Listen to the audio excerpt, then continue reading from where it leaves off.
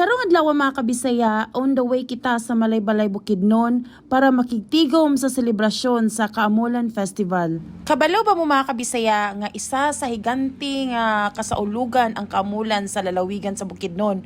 So dili gid pwede nga palampason nato ang dili makaadto sa Malaybalay kay para i-witness kung unsa ka nindot, unsa ka garboso ang selebrasyon sa Kaamulan Festival. Around 11:30 on the way na gid kita sa Kaamulan Festival og muna ni ang dalan going Bukidnon og nakita naman gid ninyo no kung unsa na pud katsada ang dalan sa Bukidnon. Wala na gid kay makita ang mga guba-guba mga kabisaya.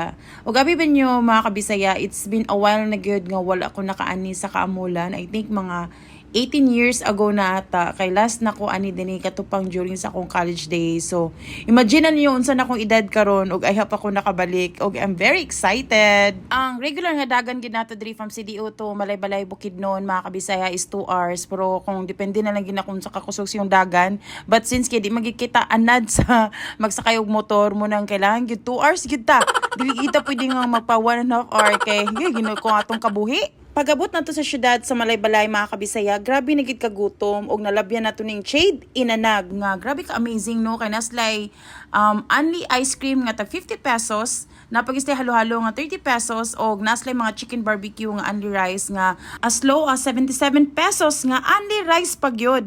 Kaning Shade Inanag is proudly from Bukidnon mga kabisaya o kabalo ba mo nga ika-second branch na nila diri sa Malaybalay Bukidnon og ali atong tilawan ang akong gi-order nga grabe ba sa kadagan sa akong order, grabe ka barato ra gid ako nabayran. Duha ka chicken inasal nga only rice for only 77 pesos, isa ka halo-halo nga tag 30 pesos og isa ka only ice cream nga tag 50 pesos.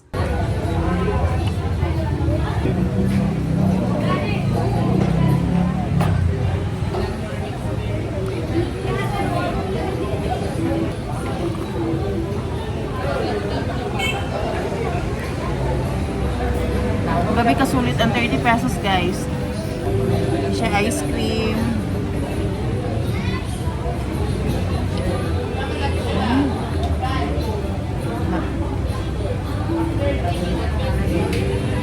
Ano lang 99 pesos. Only rice na ni siya guys.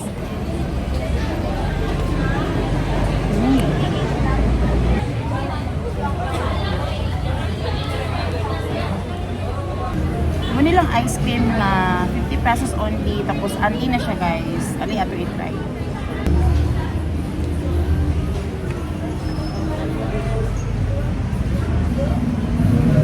Mami?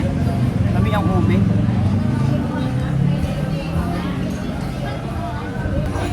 First time pa ako kitag only ice cream, tapos 50 pesos pag yun siya, di ba? Worth it kayo. So itong mahilig ko ka ice cream diya. Tapos na mo sa Malaybalay, i-try na niyo ni guys, so 50 pesos only.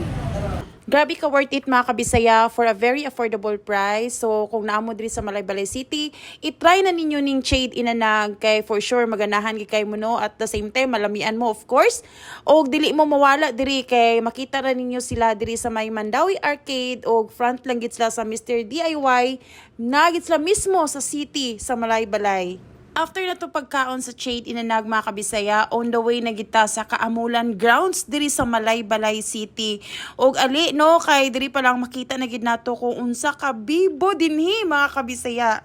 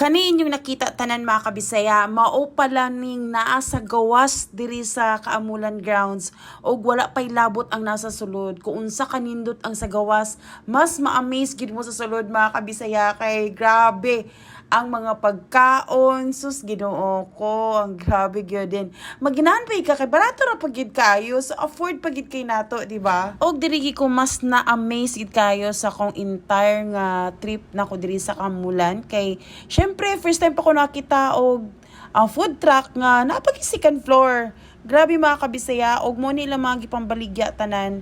Kung dili pa lang gid ko busog, ngano gud dili ko mapalit. Pero grabe sakit ko kabusog atong shade inanag. So, ali tanawa mga kabisaya, gitry gid na kog saka no, kung di ba gid siya maguyog-uyog kay syempre, pag truck biya kay maguyog-uyog biya gid na, di ba? Og in fairness ha, wa pa siya naguyog-uyog. Klase-klase gid imong makita nga mga baligya diri sa Kaamulan Grounds mga kabisaya gikan sa mga souvenir items, mga pasalubong ug mga pagkaon. Ug ako gyud tungod sa kadaghan nga akong gahakita nga mga pagkaon diri galibog na gid kog unsa akong unang kaunon, unsa akong unang i-try. So nangita na lang ko kanang bago sa akong panan-aw tapos ma-amaze ko sa price kay syempre dapat magtipid-tipid ta pag naata diri sa Mindanao, especially sa Bukidnon mga kabisaya. Isa gini sa mapasigarbo ang Kaamulan Festival sa taga Bukidnon kay grabe gyud, grabe ka worth it gid ang imong pagbisita no. Ug every year mas gasamot og dagsa ang mga turista nga gusto makakita sa Kaamulan Festival. Okay, mo man gini siyang trending nowadays ang tanghulo. Why not mo na tong unang i-try diri mismo sa Kaamulan Grounds mga kabisaya. Og napoy mga shawarma diri no sa mga mahilig mag-shawarma. Napo diri mga kabisaya daghan ni kay gapamaligya diri ana. And then muna ni siya no, diri sa Kaamulan Grounds nakita nako ang tulo ka buok store nga namaligya aning tanghulo ug syempre nangita kitag mas barato ug mas afford nato. 70 na itong nag-kiwi ako nagpili ni siya. Or 60 ro. Ang nai-kiwi 70. 70. Then ang strawberry 60 lang. Yes. And since kay mo pa niya akong pinaka first na i-try ning tanghulo, lami man din ning tanghulo mga kabisaya, mao din ning trending ni karon no. Pero syempre kay tungod lagi ning strawberry nga medyo pricey, mo siguro ning mahal ang uban nga gabaligya ani. But since kay madiskarte lagi kay ta, mangita itag bato-bato mga kabisaya og mo ni akong gipili ang kaninga store og nalimot ko sa store nila ate. Tag 60 pesos lang ilang strawberry nga tanghulo. Og lami siya kay ang strawberry kay medyo aslong man gud siya mga kabisaya tapos crispy pagid ang iyang sugar nga naka-coat sa iya mo nang ga-complement ang iyang lasa.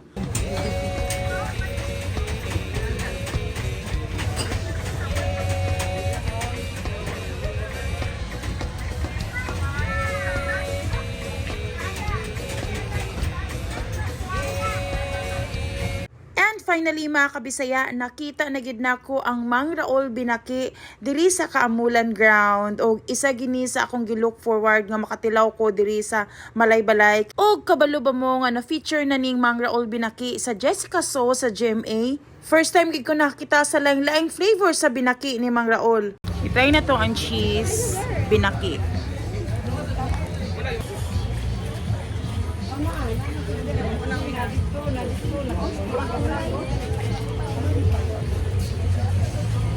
Maya? Kumukay ang binaki.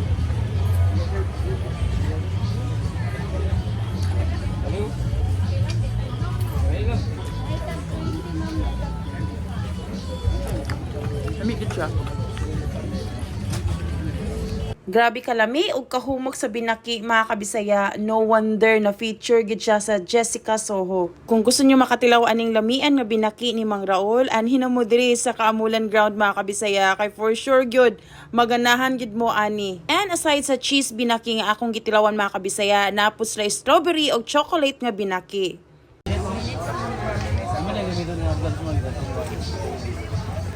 Pilit na siya, ma'am. Pilit na tapos. Pilit. Katong mahilig sa puto bongbong mga kabisaya, well, ayan mo paghulat og Christmas kay diri sa Kaamulan Grounds makita nato ang gapamaligya og puto bongbong diring dapita. 30 pesos? Tapos Sige, try na mo. Isa, ana. Ilay-ilay, lagsudanan. Isa. Ayaw lay usa.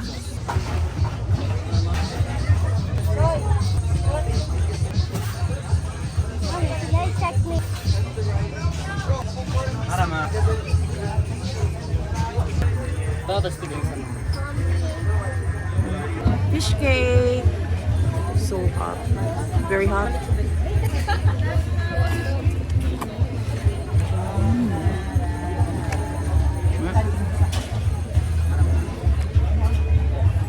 Worth it kesa 30 pesos, guys.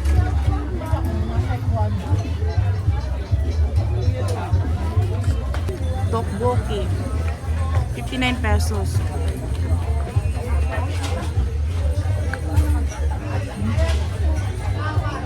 Mas lami ang fish cake.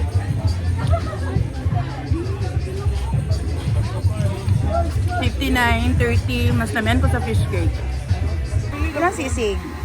May one ma'am, rice topping yung small, medium, large. Ah. May platter nga 179. Dili na gid unta ko mutilaw sa sisig diri sa Kamulan, mga kabisaya, kay permintinay ko makatilaw og sisig sa CDO, no, but na curious ko sa kalami for a price of 59 pesos, mga kabisaya. Good for pila ba? Grabe ka barato. Kaya ako. Small size, 59 pesos, guys. So, itry na to. Grabe na siya ka extra spicy. Sisig ma'am, sir.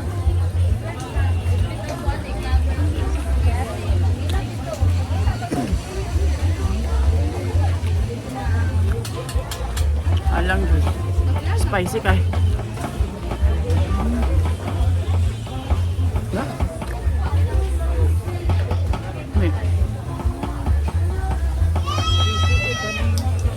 For a price of 59 pesos na sisig, mga kabisaya, dili na gyud ka mahayan. Kaya aside sa halang nga ako yung paborito, lami pagid kayo. Sa pamanan yung gihulatan, pangitala ninyo ning sisig sa Sunfrost kay for sure gid, guys, ganahan gid kayo mo. Worth it yung 59 pesos. Siksik kayo siya kay Dugay, kinurot. Aside sa pagkaon, daghan sa kayo nga klase-klase nga mga drinks ang gapamaligya diri sa Kamulan grounds. Ug isa na ning fruit shake nga akong nakita diri.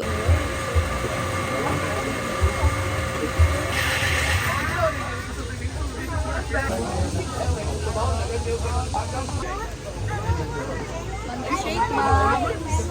Big na bang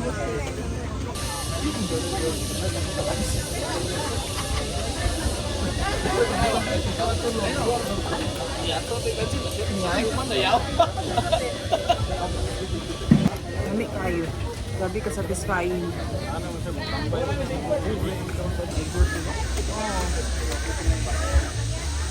From fruit shake, diri na sa mango graham shake nga gibaligya sa local coffee. Kung makaani mo diri sa Kaamulan grounds, mga kabisaya, dali ra ni sila ninyo makita. Kay mostly sa kung gipang tilawan diri is gatapad-tapad lang gid sila. Mango graham shake. Try na to, guys.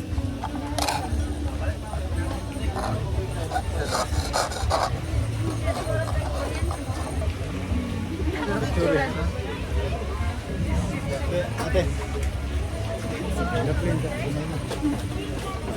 Bidang ate. Very fresh kay mango shake. Palit po di ate. Hindi kaya siya creamy pero lami siya. Kung naanad ta sa creamy fruit shake, mga kabisaya, kaning sa local coffee nga mango graham shake, dili kay siya creamy but lami kay siya, mga kabisaya, no, kay mura bitaw gamintin ang ka-freshness sa fruits. Mura siya mango slushy, tapos na siya graham, syempre, tapos na po siya real fruits nga mango.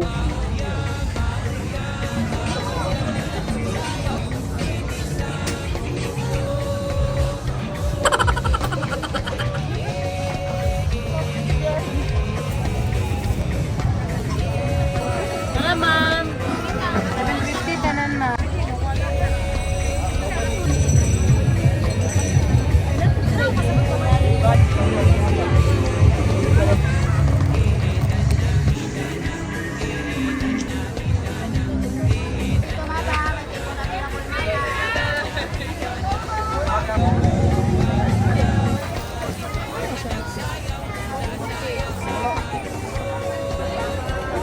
Nag-try lemongrass. Dami magod kayang taste kay tungod sa banana leaves. No? Maka-add gid siya flavor ang banana leaves.